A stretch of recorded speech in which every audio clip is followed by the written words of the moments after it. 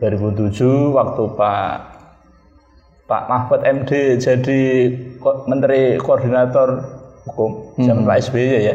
2007 kan? 2007. Beliau itu mengatakan itu menyuruh anggota dewan itu supaya membentuk rancangan undang-undang bahwa tidak diperbolehkannya berkeliaran LGBT di muka bumi khususnya Indonesia. Tapi, nah ini dia. Ya. Assalamualaikum warahmatullahi wabarakatuh, sahabat-sahabat Inspira Mopi. Alhamdulillah balik lagi ya, udah kelar lebarannya, puasa sudah lewat. Alhamdulillah sudah kita melewati puasa sebulan. Sudah kemudian juga hari raya Idul Fitri sudah kita lewati juga. Kita syuting lagi hari ini, ketemu dengan guru kita, Ustadz Nasir. Tapi kalau di sini beliau lebih akrab disapa Abi. Nah, Abi. Hari ini tuh kita mau membahas sesuatu yang kayaknya sekarang lagi viral banget nih, Abi. Di mana-mana lagi dibahas seperti di topiknya nih. Yaitu di mana seorang selebriti atau public figure salah satu selebriti atau public figure di negeri ini itu istilahnya yang mestinya menjadi percontohan untuk orang banyak, nyontohin yang bagus-bagus ya. Tapi kemarin sempat dia ngangkat konten-konten yang sebenarnya kurang bermanfaat, yang nggak baik, yang kemudian sebenarnya bisa merusak akidah juga sebenarnya itu ya. Nah, sebenarnya kita nggak mau menghakimi ya sahabat-sahabat ya, cuma di sini kita mau menegaskan aja, mengingatkan bahwasanya ini adalah sesuatu yang betul-betul dilarang oleh Allah ya. Bahkan jangankan pelakunya, simpatisannya saja atau orang-orang yang memberi ruang untuk itu bisa dilaknat juga ya, Abi ya. Mungkin nanti bisa diceritakan kisah Nabi Lut juga, Abi. Oh iya. Ya, monggo. Ini bagaimana nih terkait LGBT ini yang lagi ramai dibahas itu? Oh iya. Assalamualaikum warahmatullahi wabarakatuh. Waalaikumsalam. Alhamdulillah. Kita ketemu lagi ya. Alhamdulillah, Abi. Masya Allah. Senang ya, Abi ya. Setelah berapa? 1 bulan ya? Iya, betul. Ya sibuk masing-masing di bulan Ramadan. Iya. Kalau menurut Mas Adi bulan Ramadan itu bulan pertandingan atau bulan pelatihan? Bulan pelatihan. Pelatihan berarti pertunjukannya sekarang kan? Sekarang. Berarti kita mesti perang. Tapi saya melihat mulai 1 Syawal masjidnya sepi-sepi kan? Oh sepi-sepi ya. Oh iya. Yang ramai ya. Malah LGBT. Iya juga ya. Iya. Jadi memang sesuatu yang mungkar itu bisa jadi ramai. Sesuatu yang hak, yang benar dan itu menyelamatkan, itu malah sepi pengunjung, peminat. Karena penduduk dunia ini terbesar adalah dari bangsa jin, terutama iblis. Dia beranak pinak terus menerus, nggak ada matinya. Umurnya sangat panjang Kan minta ditangguhkan. Oh betul. Sementara manusia ada lahir, ada mati. Dan umurnya pendek. Ya pendek. Nah, pendeknya umur itu juga dipicu dengan perilaku yang tidak sesuai dengan hukum Allah. Misal, mestinya selebritikah atau apakah, tokohkah, ya kan? Itu mampu memberikan cerminan kebaikan kepada masyarakat. Kan sudah terkenal. Apalagi banyak yang ngikutin, banyak yang nonton. Tapi justru begitulah cara Allah memberitahu, membuka mata kita. Oh itu kalau dipandang dari kacamata agama ternyata itu batil. Jadi umat Islam itu bisa menyadari tentang betapa benarnya bahwa sesuatu yang batil itu memang dilarang. Tapi kenapa pendukungnya banyak? Ya. Dulu itu waktu awal-awal LGBT masuk Indonesia, saya kan termasuk orang yang mendukung untuk tidak diterima, Mas. Saya sudah mau pingsan tadi, sahabat Inspira. Ternyata mendukung untuk tidak diterima di Indonesia. Makanya saya tahun 2007 waktu Pak Pak Mahfud MD jadi Menteri Koordinator Hukum zaman Pak SBY ya, 2007 kan? 2007. Beliau itu mengatakan itu menyuruh anggota dewan itu supaya membentuk rancangan undang-undang bahwa tidak diperbolehkannya berkeliaran LGBT di muka bumi khususnya Indonesia. Tapi, nah ini dia. Ya. Tapi rancangan draft undang-undang itu tidak diindahkan. Belum. Sampai sekarang berarti belum diketok palunya. Belum. Bahkan saya terkejut itu ada pakar ahli hukum, Pak Ibnu Nugroho. Iya. Beliau itu mengatakan begini. Orang yang sesama jenis, laki-laki dengan laki-laki, perempuan dengan perempuan, kalau sama-sama suka, itu tidak melanggar hukum. Hah? Tidak bertentangan dengan KUHP maksudnya begitu. Nah, nah itu. Nah, jadi soal LGBT atau itu ya di Quran ini kan juga banyak ya diceritakan bahwa di dalam surah Asy-Syu'ara nanti dibuka mulai dari 161 sampai 170. Nanti 161 Allah itu bertanya melalui Nabi Lot. Ya. Kenapa kamu itu mendatangi jenis yang sama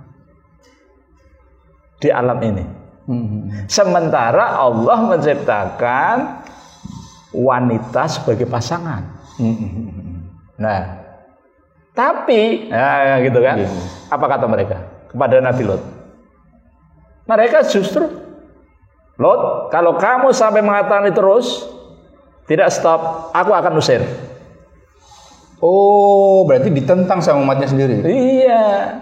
Jadi kebatilan menentang yang hak. Sekarang, pernah nggak? Kalau kita itu melihat yang benar untuk menegakkan syariat, kira-kira dimusuhi apa didukung? Dapat stempel. Dapat stempel sekarang. Iya. Kalau nggak radikal, dibilang kadrun gitu. Nah. Padahal kita kan cuma ngomong yang benar tuh gini loh gitu loh. Jangan kayak begitu gitu aja Mas sebenarnya ya, sederhananya. Ya. Tapi kenapa? Kenapa kok tidak mau menerima? Tidak paham. Atau mungkin nggak mau paham. Bisa juga ya. Bisa juga. Karena kan kata Imam Ghazali itu orang itu ada 3 karakter. Ya. Yang pertama orang itu nggak tahu. 4 sih, bukan 3. Oh, tambah 1 lagi. Oke, 1. Orang itu nggak tahu, ya kan? Tapi dikasih tahu mau. Karakter pertama. Nggak dibolak-balik nggak apa-apa, nggak urut nggak apa-apa kan? Orang itu tahu, tapi dia tidak merasa bahwa dia itu tahu. Ini juga nggak bermanfaat kan? Betul. Yang kedua tadi, orang itu tidak tahu, tapi mau dikasih tahu. Yang kedua. Ada orang itu tahu, tapi dia tidak merasa bahwa dia itu tahu. Itu yang ketiga. Yang ketiga, tapi kan dibolak-balik tidak apa-apa. Oh, dibolak-balik nggak apa-apa. Tidak apa-apa. Nah, itu juga ibarat orang tidur, harus dibangunkan. Yang bahaya yang keempat ini, orang itu tidak tahu, tapi dia tidak merasa bahwa dia itu tidak tahu. Kalau dikasih tahu, nggak mau tahu. Oke. Dari ini bahaya sekali. Bahaya. Ya, bahkan kalau nggak salah, golongan sombong tuh golongan yang seperti ini ya, yang dikasih tahu nggak mau. Gitu. Menurut Nabi ya. Al-kibru batorul haq.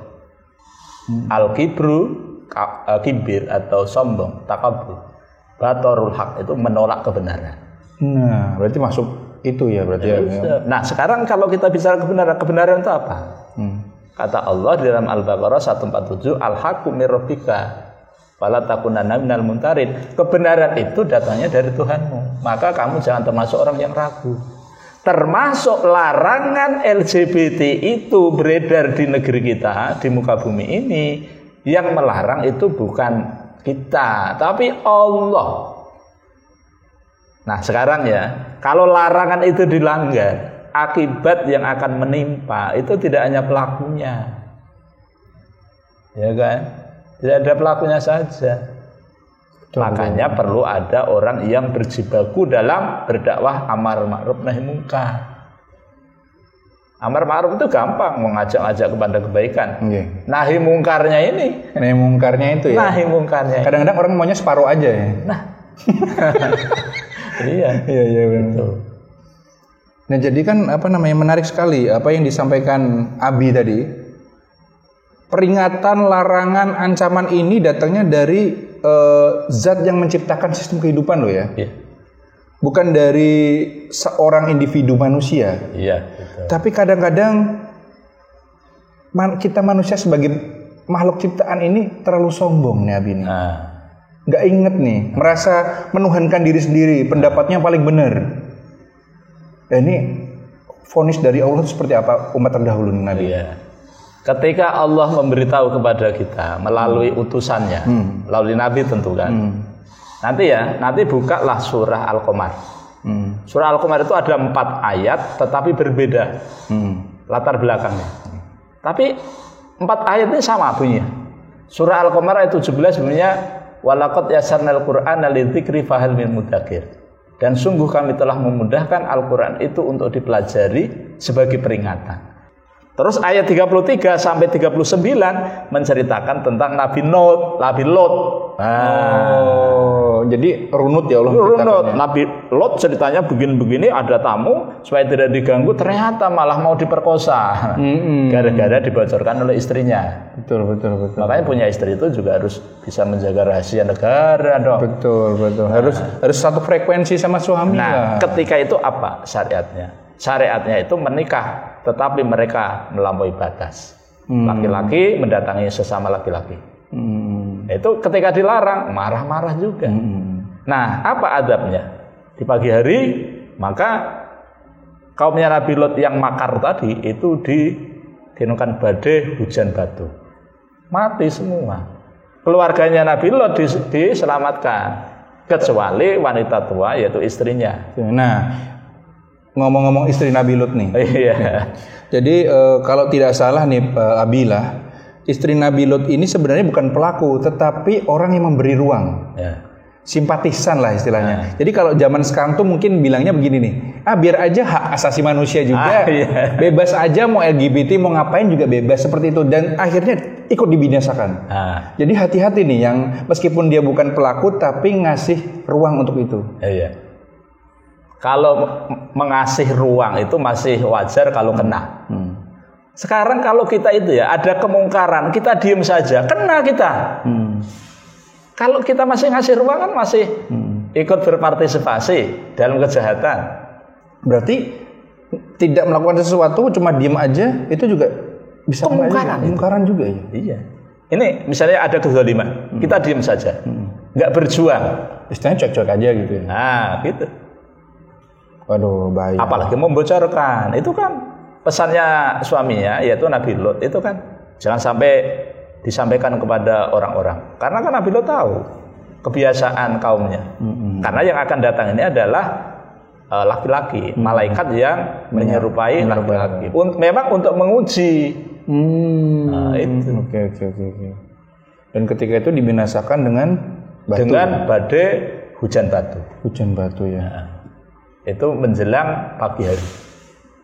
Nah, itu. Ya Allah, nah jadi begitu tegas ya Allah menceritakan itu. Bahwasanya ini bukan hal yang sepele ya Pak. Itu diceritakan supaya jadi pelajaran untuk kita.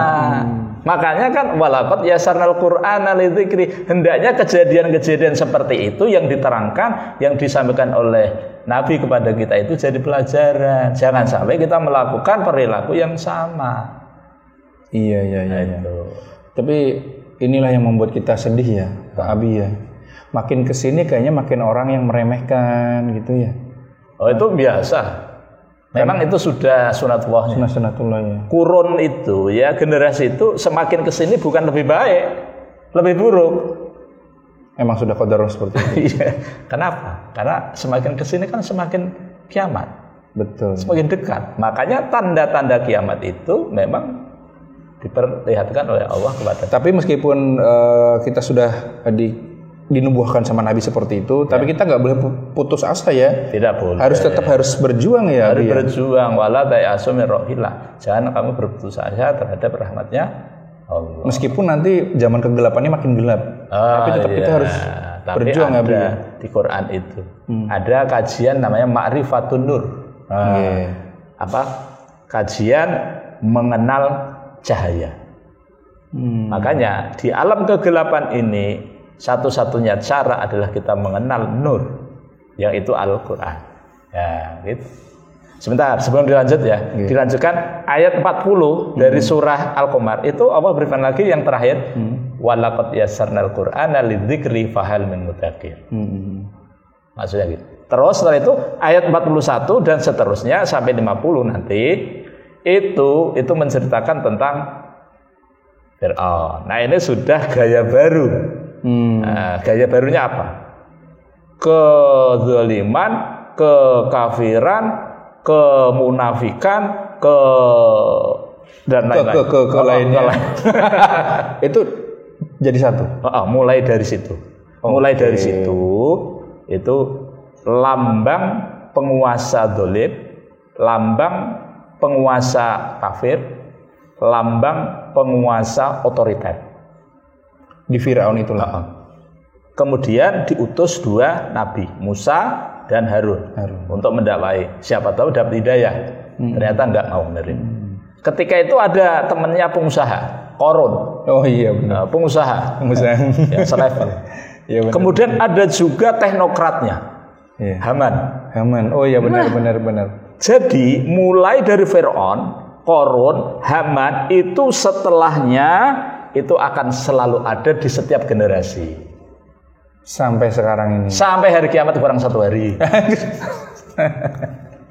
Ya Allah, jadi apa ya, kita harus saling menguatkan ya Abi ya. Iya. Karena memang ya begitulah, Allah sudah menciptakan sebuah ujian untuk umat-umat yang sekarang ini. Iya. Ujiannya di situ. Iya.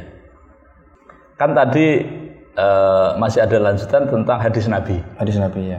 Tadi kan ayat-ayat di dalam Quran yang menceritakan perilaku umatnya, kaumnya Nabi Lot ya kan. Namanya kaum Sodom ya.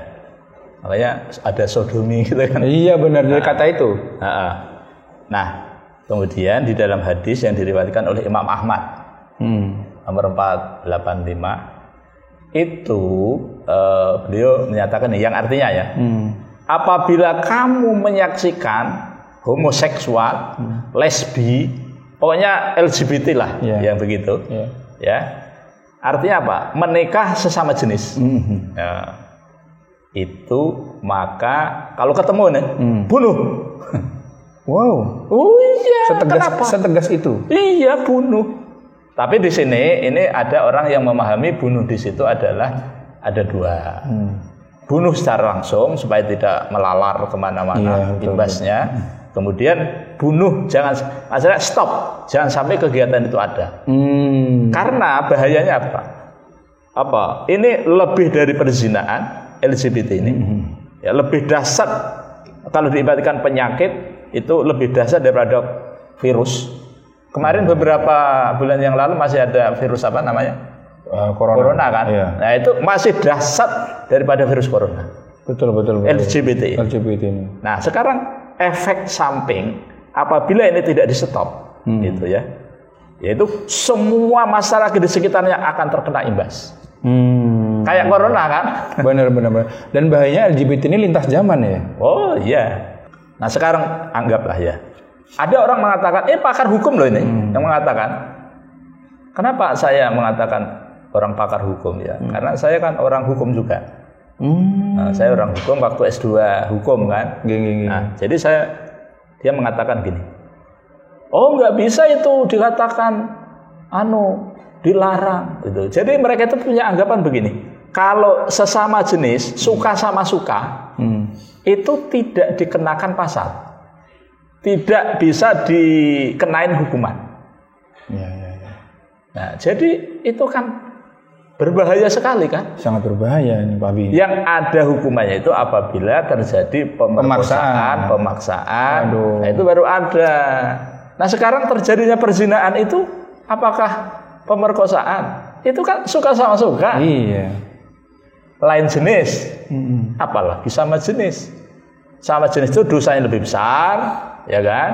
Kalau yang lain jenis itu hukumnya hukum zina. Tapi kalau sama itu melebihi. Nah, jadi seperti yang dikatakan ada pakar hukum mengatakan seperti itu tadi. Iya. Yang membuat kita miris juga sebenarnya adalah orang-orang yang mencoba menghancurkan akidah umat ini kok kayaknya dikasih panggung gitu. Ada space buat mereka ngomong, dikasih tempat, bisa begini, bisa begitu gitu. Orang munafik kan dia itu melakukan apa saja untuk kepentingan sesaat. Oke. Kepentingannya itu apa? Dunia. Dunia itu kan di dalam Al-Qur'an surah Ali Imran ayat 14, itu kan isinya wanita, anak-anak, harta yang berlimpah, emas dan perak, bisnis, tunggangan, perkebunan, peternakan kan. Tapi itu di sisi Allah biasa.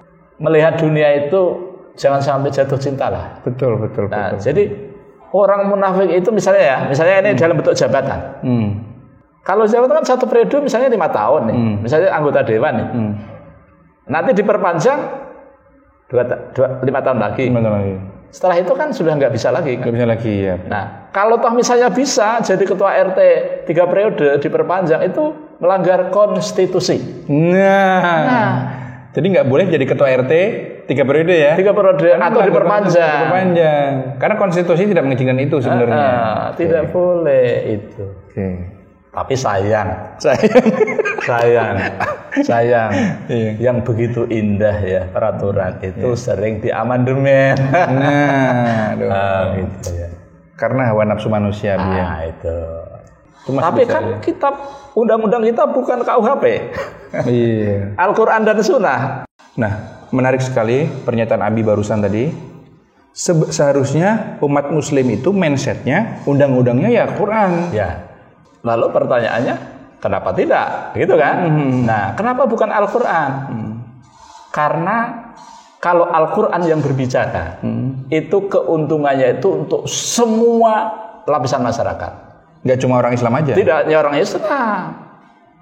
Tapi ketika ada orang yang ketakutan mendengar hukum Islam diperlakukan di suatu negeri, takutnya luar biasa. Seperti setan mendengar suara adzan, lari terbirit-birit, terkentut-kentut. Iya. Itu. Akhirnya dibikin framing bahwasanya hati-hati loh, hukum Islam ini mengerikan. Nah, bahaya, radikal. Padahal sebenarnya dengan hukum Islam, insya Allah semua bisa makmur ya, semuanya. Kalau hukum Islam kalau hukum Islam itu diperlakukan, maka Pancasila kalau di Indonesia loh ya, maka sila 1 sampai sila 5 itu akan terbukti. Oke. Iya. Masya Allah. Nggak ada lagi harga minyak naik sampai mengerikan gitu nggak ada? Nggak ada. Kalau ada harga minyak naik itu harus pakai kompromi dengan rakyat. Nah, gitu ya. Iya, tidak bisa sembunyi-sembunyi di tengah malam. Tahu-tahu diresmikan malam-malam ya. Wah.